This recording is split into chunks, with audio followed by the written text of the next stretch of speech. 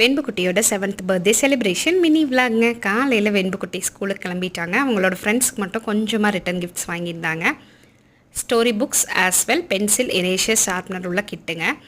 கொஞ்சம் யூனிக்காக அவளோட கிஃப்ட் இருக்கணும் அப்படிங்கிறக்காக தாளுங்க அவளுக்கு புக் வாங்கி கொடுத்துச்சு. கொஞ்சம் யூஸ்ஃபுல்லாகவும் இருக்கணும் எல்லா பசங்களுக்கும் அப்படிங்கிறனால மேக்ஸிமம் அவளோட எல்லா பர்த்டே செலிப்ரேஷன்ஸும் மினிமலாக தாங்க போயிட்டுருக்குது. 5வது பர்த்டே மட்டும் கொஞ்சம் கிராண்டாக ஊரில் பண்ணணும். அதுக்கப்புறம் எல்லா பர்த்டேவுமே மினிமலாக தான் இருக்குது. அவளுக்கு இன்னும் மினிமல் லிவிங்கையும் கற்றுக் கொடுக்கணும் அப்படிங்கிறது எங்களோட ஆசை.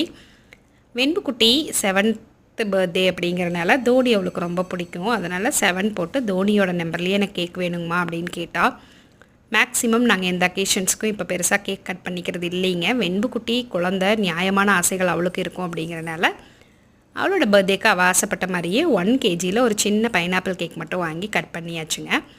ஹாப்பியாக இருக்கணும் அப்படின்ட்டு. பிறந்து 7 வருஷம் ஆச்சு. இந்த வருஷம்தான் கரெக்டாக அவளோட பிறந்த டைமுக்கு கேக் கட் பண்ணோம். அதுவே கொஞ்சம் ஹாப்பியாக இருந்துச்சுங்க எங்களுக்கு. பட் ஆக்சிடென்டெல்லாம் அமைஞ்சது தான். நாங்கள் கேக் கட் பண்ணிவிட்டு அதுக்கப்புறம் கோயிலுக்கு போகணும் அப்படின்னு பிளான் பண்ணி வச்சுருந்ததுனால. பட் எனிஹவ் அதுவும் எங்களுக்கு ரொம்ப ஹாப்பியாக தாங்க இருந்துச்சு. நீங்களும் இந்த மாதிரி உங்களோட குழந்தைங்களுக்கு மினிமலாக ஒரு பர்த்டே செலிப்ரேஷன் வச்சுக்கணும், அவங்களுக்கு எல்லா லைஃப் ஸ்டைல் கற்றுக் கொடுக்கணும், மினிமலாகவும் இருக்கிறவங்களுக்கு கற்றுக் கொடுக்கணும் அப்படின்னு ஆசைப்பட்டீங்க அப்படின்னா மறக்காமல் கமெண்ட்ஸில் ஒரு ஹார்ட் கொடுத்துட்டு போங்க. ஹாப்பியாக வெண்புக்குட்டியோட பர்த்டே முடிஞ்சுங்க. தேங்க்ஸ் ஃபார் வாட்சிங். பை.